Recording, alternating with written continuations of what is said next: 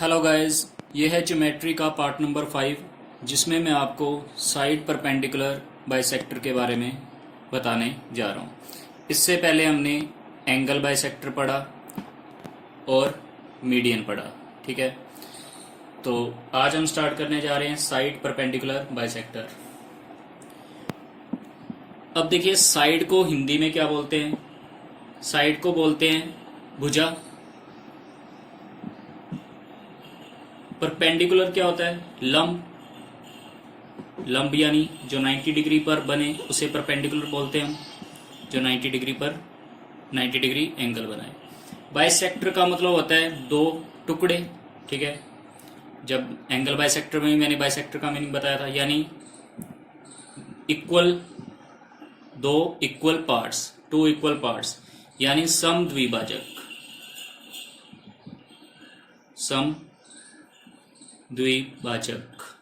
ठीक है, तो परपेंडिकुलर बाइसेक्टर भी बोल सकते हैं हम, साइड परपेंडिकुलर बाइसेक्टर। पूरा नाम है साइड परपेंडिकुलर बाइसेक्टर, अदरवाइज ज्यादातर लोग इसे परपेंडिकुलर बाइसेक्टर बोलते हैं या लंब समद्विभाजक। ठीक है, अब ये इसकी प्रॉपर्टीज पढ़ते हैं और इसकी मैं आपको डेफिनेशन लिखूंगा।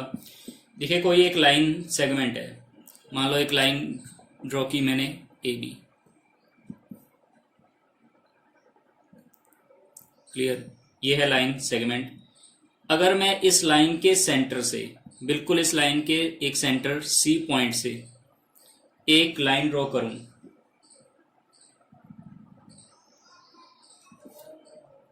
तो ये लाइन जो है, ये जो साइड है, ये है साइड परपेंडिकुलर बाइसेक्टर। मतलब ये साइड पे हमने एक परपेंडिकुलर बाइसेक्टर ड्रॉ किया है। और ये जो परपेंडिकुलर बाइसेक्टर है, पहला काम है कि ये हमेशा क्या बनाएगा? यहाँ 90 डिग्री का एंगल बनाएगा। तो यहाँ मैं इसका नाम लिख देता हूँ परपेंडिकुलर बाइसेक्टर, यानी समद्विभाजक। तो नाम इसका काफी बड़ा है, लेकिन फिर भी मैं लिख रहा हूँ ताकि आपको अच्छी तरह से चीजें समझ आए। ठीक है, ये लाइन है परपेंडिकुलर बाइसेक्टर। पहला काम है कि ये क्या बनाएगी? 90 डिग्री का एंगल यहाँ। तो ये सेंटर था ए बी लाइन का, जिसे मैंने कहा सी है। सेकंड प्रॉपर्टी क्या है कि अगर ये सेंटर से ड्रॉ किया है तो ये ए बी पूरी लाइन को दो इक्वल पार्ट्स में भी डिवाइड करेगी, यानी कि ए बी में ए सी और बी सी आपस में इक्वल हो जाएंगी। क्लियर? ये दो मेन काम है इसके। क्लियर? चलिए, अभी तो मैंने आपको जस्ट एक लाइंस लेकर इसे समझाया, तो मैं आपको अब इसकी डेफिनेशन लिखवाने जा रहा हूँ। हिंदी में मैं बोलूंगा, इंग्लिश में मैं लिख दूंगा। ठीक है, तो इंग्लिश में डेफिनेशन इसकी है the perpendicular bisector of a line. यहां से स्टार्ट कर देते हैं। द परपेंडिकुलर का देखिए सिंबल क्या होता है? परपेंडिकुलर का सिंबल, लंब का सिंबल ये होता है परपेंडिकुलर बाइसेक्टर। तो मैं इसी तरह लिख रहा हूं the perpendicular bisector of a side. और अब हम ट्रायंगल की बात कर रहे हैं, तो ट्रायंगल की ही डेफिनेशन लिखूंगा the perpendicular bisector of a side of a triangle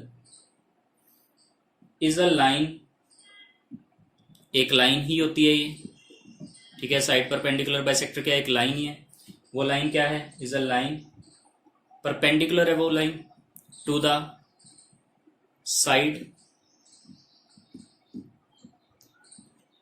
and passing through its mid point.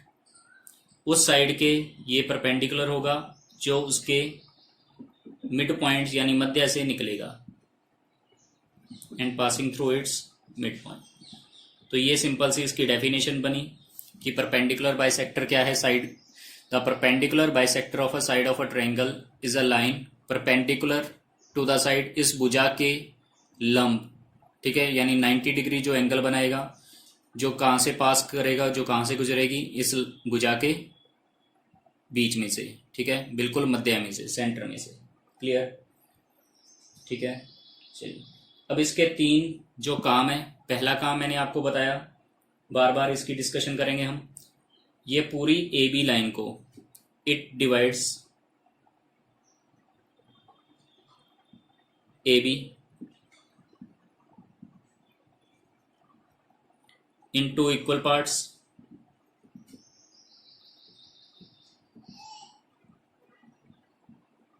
ठीक है, या फिर इट बाइसेक्ट्स इक्वली, बाइसेक्ट का मतलब इक्वल टुकड़े बनाता है। Second, it makes right angle, it makes right angle with A B, ये लाइन ए बी के साथ 90 डिग्री का कोण बनाएगी, ठीक है। और थर्ड प्रॉपर्टी जो है वो मैं आपको जब ट्रायंगल बनाऊंगा तब समझाऊंगा। तो ये दो प्रॉपर्टीज आपको अच्छी तरह से पता होनी चाहिए। क्लियर? चलिए गाइस, अब मैं आपको एक ट्रायंगल के अंदर बताता हूं कि परपेंडिकुलर बाइसेक्टर ट्रायंगल के अंदर हम कैसे रिप्रेजेंट करेंगे। तो यहां मैं एक ट्रायंगल बनाने जा रहा हूं।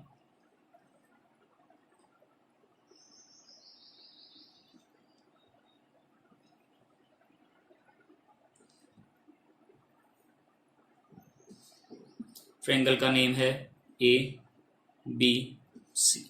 बहुत इंपॉर्टेंट है ट्रायंगल के अंदर परपेंडिकुलर बाइसेक्टर्स। देखिए, अभी मैंने बताया आपको परपेंडिकुलर बाइसेक्टर जो है वो साइड के सेंटर से पास करता है। तो साइड का सेंटर बीसी का ये सेंटर मान लिया हमने, ठीक है। इसी तरह एसी का सेंटर ये और एबी का सेंटर ये। क्लियर?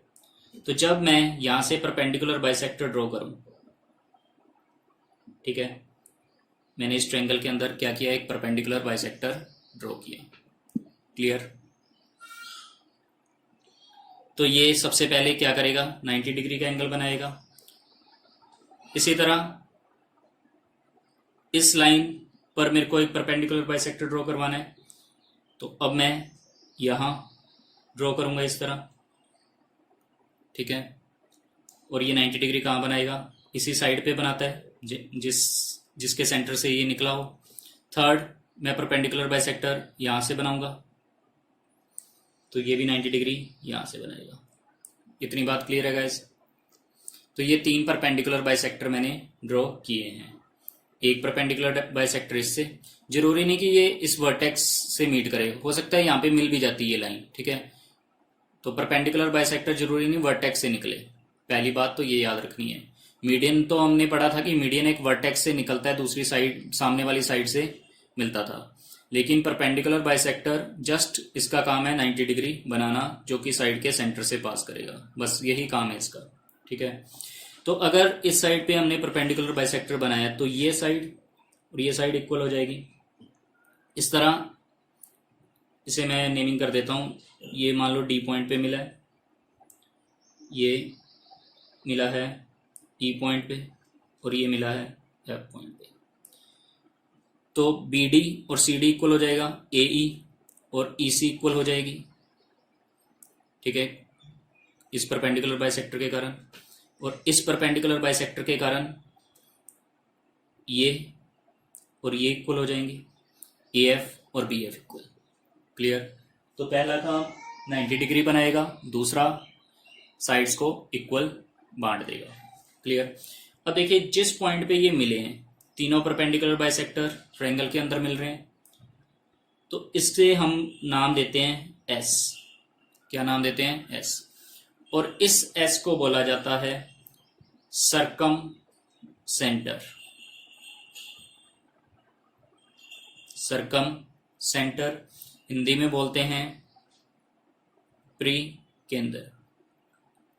प्री केंद्र। क्लियर? जब एंगल बाइसेक्टर मीट करते थे तब हमने क्या कहा, ठीक है, ये आपको कमेंट बॉक्स में करना है कमेंट। मीडियन जब इस पॉइंट पे मिलते हैं तो उस पॉइंट को क्या बोलते हैं, और आज साइड परपेंडिकुलर बाइसेक्टर इस पॉइंट पे जब सारे बाइसेक्टर्स मीट कर रहे हैं तो इस पॉइंट को सरकम सेंटर बोलते हैं। क्लियर? चलिए, तो कुछ आप रिप्लाई भी करें कि आप पढ़ रहे हो या नहीं पढ़ रहे हो। क्लियर है ये बात? तो आपको दो प्रॉपर्टीज यहां पर समझ आई परपेंडिकुलर बाइसेक्टर की। सबसे पहली 90 डिग्री का कोण बनाएगी, दूसरे साइड्स को इक्वल डिवाइड करेगी। और मैक्सिमम हमने यहाँ पर 3 परपेंडिकुलर बाइसेक्टर बनाए ट्रायंगल के। क्लियर? क्योंकि ट्रायंगल के अंदर 3 ही भुजाएं हैं, 3 साइड्स हैं। क्लियर? तो आप लिख सकते हो a point where all perpendicular bisector meets is called circumcentre. वह बिंदु जहां पर तीनों लंब समद्विभाजक मिलते हैं उसे परिकेंद्र बोला जाता है। क्लियर। अब आपके लिए एक क्वेश्चन, जब मैंने आपको मीडियन करवाया और एंगल बाइसेक्टर करवाया तो उनके जो सेंटर पॉइंट थे, जैसे सेंट्रोइड था तो वो क्या करते थे, ट्रायंगल के अंदर ही मिलते थे। क्या इसमें भी ट्रायंगल के अंदर ही ये सेंटर बनेगा? ठीक है, पहला क्वेश्चन ये है। तो देखिए, अगर अलग अलग ट्रायंगल्स बनाए तो इसका जरूरी नहीं है कि सेंटर अंदर ही रहे। परपेंडिकुलर बाइसेक्टर का सेंटर फिक्स नहीं रहेगा। ठीक है, चलिए अब मैं आपको ये जो एग्जांपल थी, ये एक एग्जांपल आप मान सकते हो एक्यूट एंगल ट्रायंगल की। तो आप याद रखेंगे, एक्यूट एंगल ट्रायंगल में जो सर्कम सेंटर है वो ट्रायंगल के अंदर रहता है। न्यून कोण त्रिभुज में जो सेंटर है वो त्रिभुज के अंदर बना। अब थर्ड प्रॉपर्टी जो मैंने कहा था ट्रायंगल के अंदर बताऊंगा, वो है कि जो सर्कम सेंटर यानी कि जो ये है सेंटर, जो परिकेंद्र है, इससे और इस वर्टिसेस की दूरी हमेशा बराबर रहेगी। बहुत इंपॉर्टेंट, ज्योमेट्री में आपसे ये बहुत बार पूछा जाता है। क्लियर। चलिए अब मैं ये लाइन आपके लिए लिख रहा हूं। देखिए, इस सेंटर से ये वाली मैं डॉटेड लाइन बना रहा हूं जो मैंने बीएस लाइन बनाई है। इसी तरह ए से एस, एएस, इसी तरह सी से सी एस। ठीक है, ये तीनों बराबर होंगी, मतलब इनकी दूरी आपस में बराबर होगी। सेंटर से वर्टिसेस की दूरी हमेशा सेम रहेगी। सर्कम सेंटर चाहे कहीं भी बने लेकिन वर्टेक्स से उसकी दूरी एक समान रहती है। क्लियर। तो ये आप थर्ड प्रॉपर्टी अच्छी तरह से नोट करें। मैं लिख देता हूं थर्ड प्रॉपर्टी के बारे में। थर्ड प्रॉपर्टी क्या है? द डिस्टेंस यानी दूरी किसके बीच? The distance between circum centre and any vertex, किसी भी कोने से, किसी भी वर्टेक्स से, इज ऑलवेज सेम। क्लियर है गाइस? अब मैं आपको ये बताने जा रहा हूं कि कैसे मैं आपको ये प्रूव दूंगा कि ये हमेशा सेंटर पे लाई नहीं करेगा। एक्यूट एंगल ट्रायंगल में ये सर्कम सेंटर में ही लाई कर रहा है, मतलब ट्रायंगल के अंदर आ रहा है, सेंटर में तो नहीं, बस त्रिभुज के अंदर लाई कर रहा है। क्या? परिकेंद्र। चलिए अब मैं आपको एक एग्जांपल देता हूं राइट एंगल ट्रायंगल की।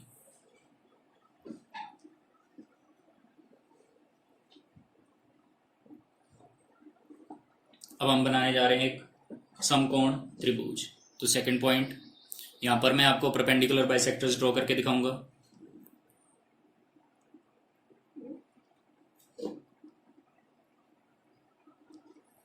ठीक है, ये है 90 डिग्री परपेंडिकुलर बाइसेक्टर्स अब हम ड्रॉ करने जा रहे हैं। तो इसे नेम करते हैं ए बी सी। इस लाइन का सेंटर है ये, इस लाइन का सेंटर है ये, और इस लाइन का सेंटर हमें मान लो ये है। ठीक है, तो अगर इस लाइन से परपेंडिकुलर बाइसेक्टर बनाऊंगा तो परपेंडिकुलर बाइसेक्टर बिल्कुल सीधा इस तरह ये बन जाएगा और यहाँ पर ये 90 डिग्री बनाएगा। इसी तरह इस लाइन से अगर हम यहाँ ड्रॉ करें तो ये क्लियर, और इस लाइन के सेंटर से यहाँ पर 90 डिग्री बनेगा, और इस लाइन के सेंटर से अगर हम परपेंडिकुलर बाइसेक्टर बनाएं तो मान लो ये इस तरह से। क्लियर, और ये 90 डिग्री यहाँ बनाएगा।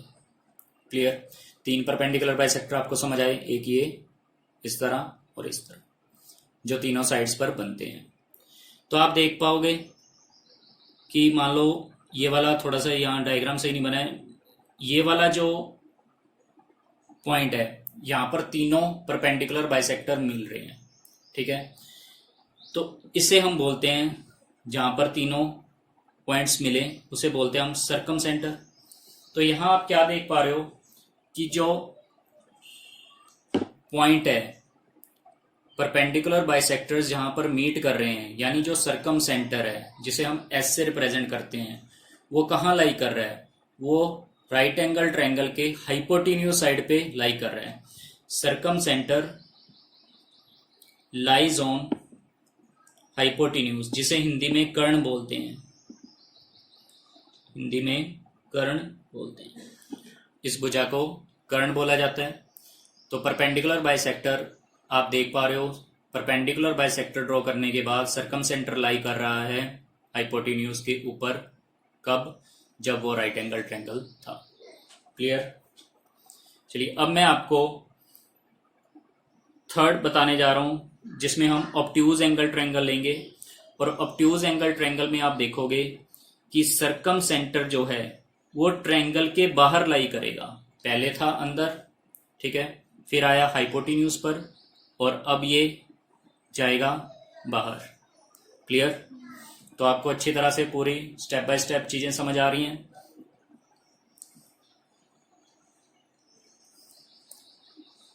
तो थर्ड फिगर हम ड्रॉ करने जा रहे हैं, जो कि एक ऑब्ट्यूज एंगल ट्रायंगल की तरह हमें ड्रॉ करना पड़ेगा, जिसका एंगल मिनिमम 90 से ज़्यादा हो, या करीब 120 के आसपास मान सकते हैं।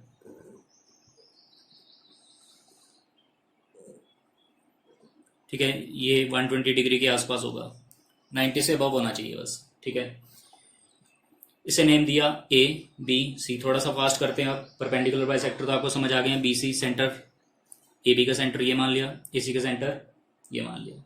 ठीक है, तो अब मान लो मैंने इसे पास करवाया, परपेंडिकुलर बाइसेक्टर यहाँ ड्रॉ किया, ये 90 डिग्री एंगल बनाएगा। इस तरह परपेंडिकुलर बाइसेक्टर मैंने एक इस तरह ड्रॉ किया, और अब मेरे को यहाँ से ड्रॉ करना है परपेंडिकुलर बाइसेक्टर। तो मान लो मैंने परपेंडिकुलर बाइसेक्टर एक इस तरह ड्रॉ किया। तो जब मैं इसे पीछे की तरफ इस तरह मिलाऊं, तो ये तीनों परपेंडिकुलर बाइसेक्टर ट्रायंगल के बाहर की ओर मिल पा रहे हैं। इसे बोलते हैं हम एस, यानी सर्कम सेंटर। और सर्कम सेंटर यहाँ पर क्या कर रहा है? Outside triangle.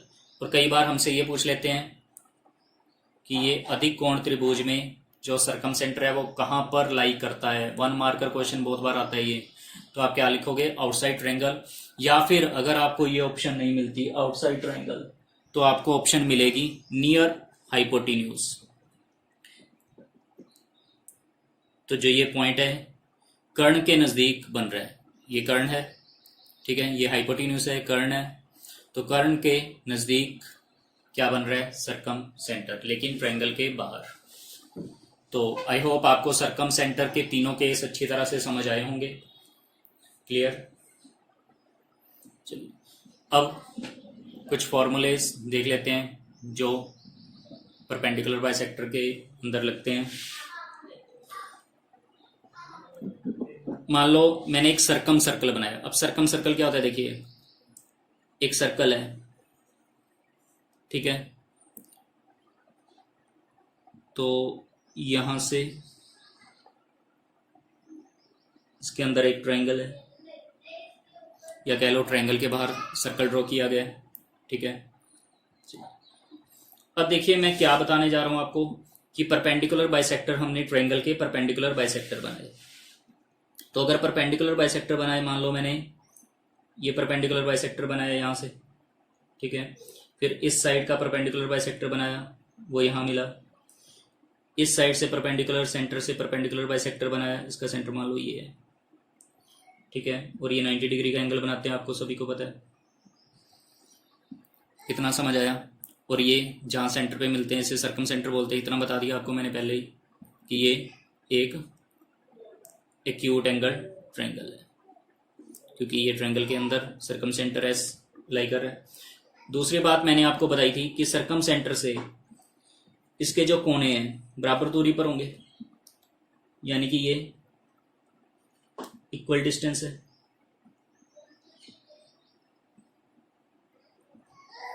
Clear. A S B S के इक्वल होगा और सी एस के इक्वल होंगे, तीनों आपस में बराबर होंगे।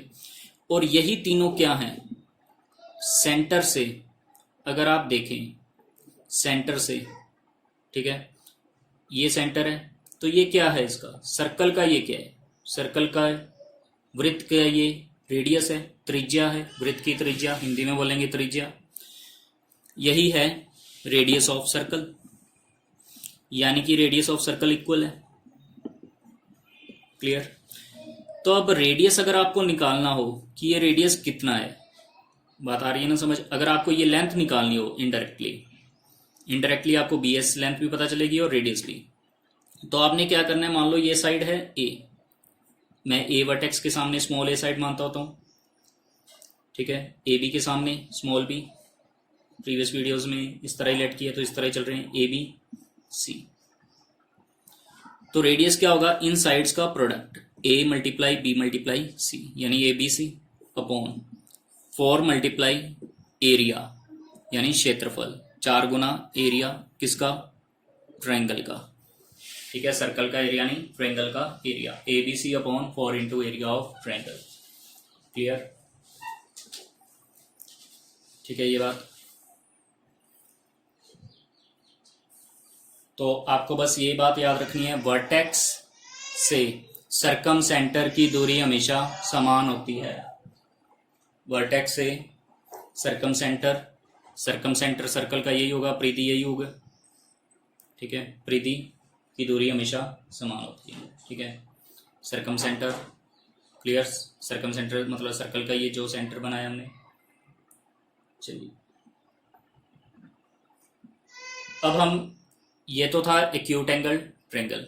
अगर मैंने राइट एंगल ट्रायंगल के बाहर एक सर्कल ड्रॉ किया हो, जैसे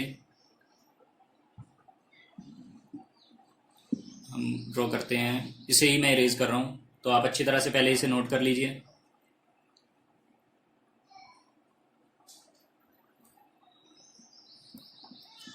अगर ये राइट एंगल ट्रायंगल होता, राइट एंगल ट्रायंगल के लिए सर्कम सर्कल, तो आप हेडिंग डाल सकते हो, circum circle on right angle triangle.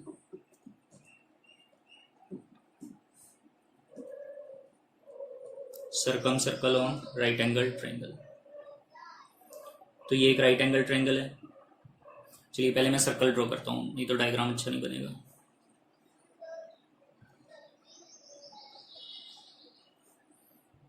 चलो सर्कल सही बना है।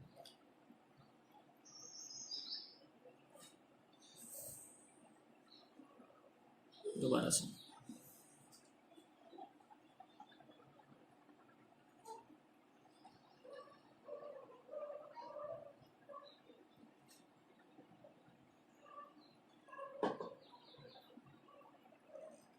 ड्राइंग कभी भी अच्छी नहीं रही है मेरी, तो अगर ड्राइंग में कोई कमी रह रही हो तो I am really very sorry.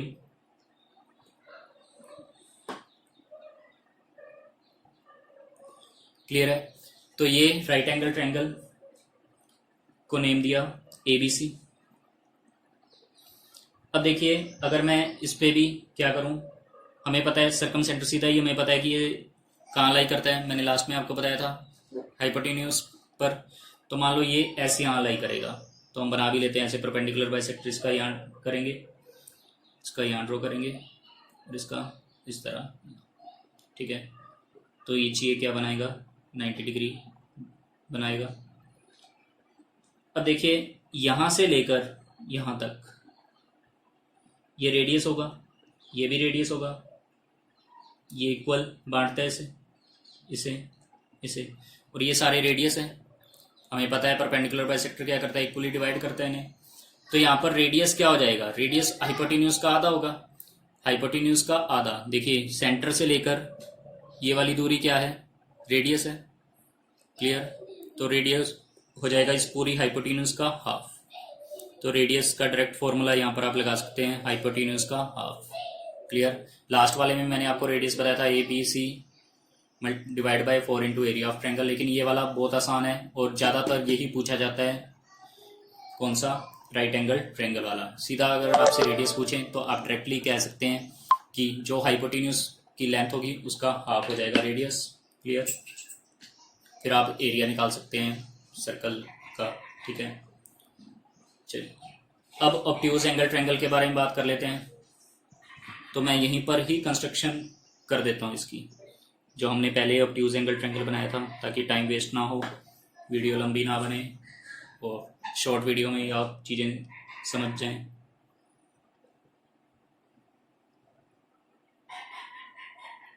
ठीक है, अब देखिए ये सरकम सर्कल है on obtuse angle triangle. Circum circle on obtuse angle triangle. अच्छी तरह से नोट्स बनाए, मैं बार बार आपको कह रहा हूँ, हेडिंग डालिए सरकम circle on obtuse angle triangle, और इस फिगर को आप दोबारा बनाएंगे। ठीक है, क्योंकि आप नोट्स बना रहे हो, आपने पहले ही इसके बारे में 3 केसेस बनाए हैं। अब मैं आपको सरकम सर्कल्स के बारे में बता रहा हूँ, तीनों केस। पहला केस बताया मैंने, फिर दूसरा केस बताया, फिर तीसरा केस, ये आप दोबारा से बनाएंगे। तो यहाँ पर देखिए ए और एस की दूरी बराबर होती है। मैंने बताया था सरकम सेंटर से वर्टेक्स की दूरी क्या होती है, बराबर। तो प्रॉपर्टीज को अच्छी तरह से याद रखें बस। ठीक है, ये बराबर होगी। इसी तरह इस सरकम सेंटर से इस वर्टेक्स की दूरी भी बराबर होगी। इसी तरह इस सरकम सेंटर से इस वर्टेक्स की भी दूरी बराबर। क्लियर।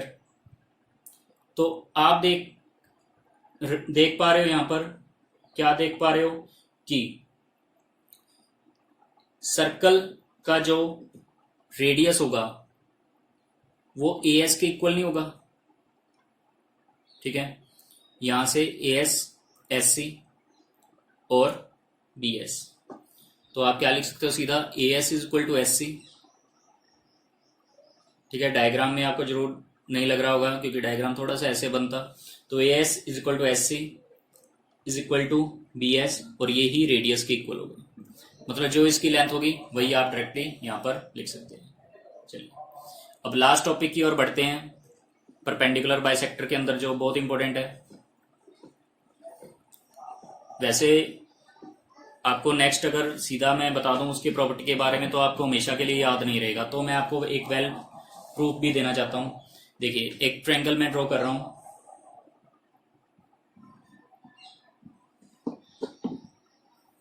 ठीक है, ये एक ट्रायंगल, इसका नेम है एबीसी। तो अगर मान लो मैंने इसके परपेंडिकुलर बाइसेक्टर्स ड्रॉ करूं,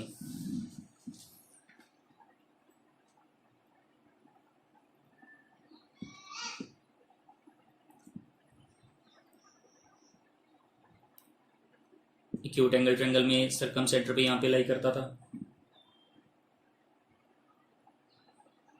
यहाँ और एक यहाँ। ठीक है, क्लियर। तो ये सरकम सेंटर होता था। मैं सीधा ही आपको बिना परपेंडिकुलर बाइसेक्टर्स की बता रहा हूँ। ये हमने क्या पढ़ा था, ए एस एस बी और ये एस सी, ये दूरी यहाँ बराबर होती है। सरकम सेंटर से वर्टिसेस की दूरी बराबर होती है परपेंडिकुलर बाइसेक्टर्स में। ठीक है, इतनी बात हमने समझ आई, पहले पढ़ लिया हमने। तो आप जस्ट अगर ये देखो A B C, A B C, A S और एस सी, अगर आपको मैं सिर्फ ये वाला ट्रायंगल की बात करूं कि आप just triangle A S C, किस तरह का ट्रायंगल बन रहा है ए एस सी, ये साइड और ये साइड इक्वल है, ये साइड और ये साइड इक्वल होगी, क्योंकि ए एस किसके इक्वल है, बी एस के इक्वल और सी एस के इक्वल। तो अगर मैंने ये ट्रायंगल लिया ए सी एस या ए एस सी, तो इसमें ए एस और एस सी आपस में इक्वल है, तो इट मीन्स दो साइड्स इक्वल है। तो ये कौन सा ट्रायंगल बनेगा, आइसोसेलेस ट्रायंगल। और आइसोसेलेस ट्रायंगल, अगर इस ट्रायंगल में मैंने ये एंगल को अल्फा लेट किया, कोई भी लेट किया, थीटा अल्फा कुछ भी, ठीक है, तो आपको जस्ट एक बात बतानी है, मैं डार्क कर रहा हूं जो हम ट्रायंगल की बात कर रहे हैं ए एस सी की।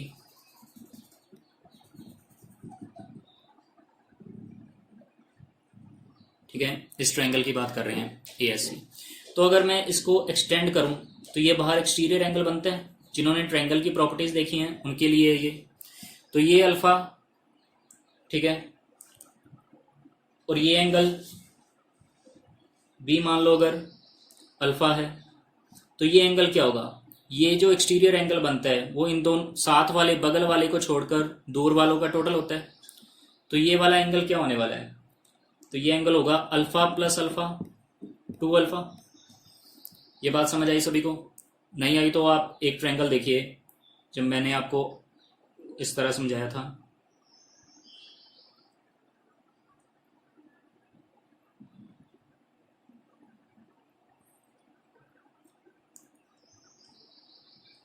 ए बी सी, ये एक ट्रायंगल था, ठीक है। मैंने कहा ये अगर अल्फा है, ये भी अल्फा है, तो ये एंगल क्या होता है, एक्सटीरियर एंगल। इस वाले एंगल को छोड़ के इन दोनों का total alpha plus alpha 2 alpha. याद आया होगा आपको? क्लियर? चलिए, तो ये है, इसे मैं अगर मान लो एस टी बोल दिया, अगर मैं एक्सटर्नल एंगल ड्रॉ किया यहाँ पर, ये हमारा एस है, एस एस, ठीक है, डी डी। क्लियर? चलिए, तो 2 अल्फा हो जाएगा ये एंगल। तो यहां से आपको क्या बात समझ आ रही है? अगर मैं आपसे एक क्वेश्चन पूछूं अब, तो डायरेक्टली आपको क्वेश्चन ही बताना है मैंने अब कि किस तरह का क्वेश्चन पूछा जा सकता है एग्जाम में।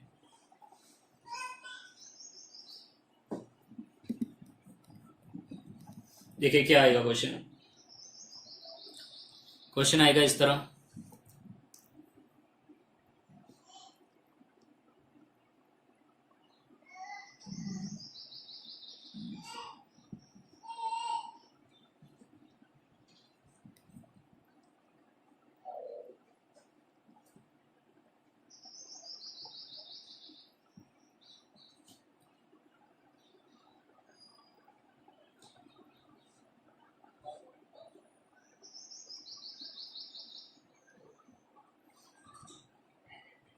कि इफ यदि एंगल ए 50 डिग्री हो और एस सर्कल का, एस ट्रायंगल का सरकम सेंटर हो, एस क्या हो, प्री केंद्र हो,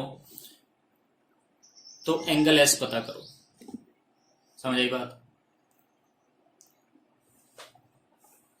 तो आप क्या देखोगे कि जो नीचे वाला होता है, ठीक है, जो नीचे वाला एंगल होगा ऊपर वाले का दुगना होगा, यानी कि ये जो एंगल होगा ये 50 का डबल 100 डिग्री।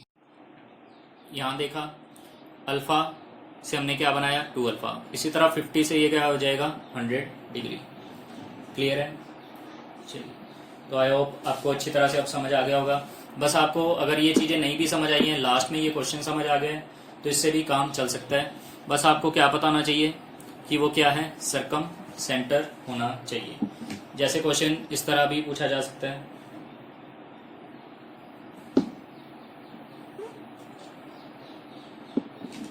ठीक है, ये एक ट्रायंगल है, मान लो आपको ये एंगल दिया है, ये एंगल आपको दिया है 50 डिग्री, तो ये एंगल क्या होगा,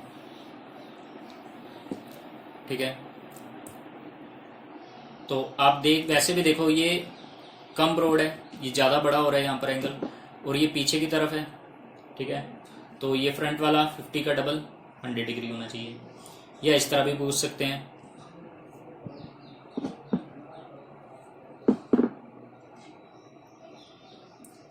आपको ये दे दिया, ठीक है, यानी कि सरकम सेंटर पे डबल होता है, सीधा याद रखें आप।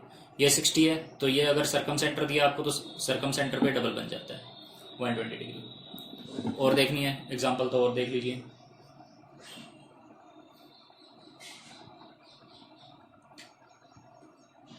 अगर ये 75 है तो ये क्या हो जाएगा 150। तो सीधा याद रखें, ऊपर वाला आधा, नीचे वाला दुगना।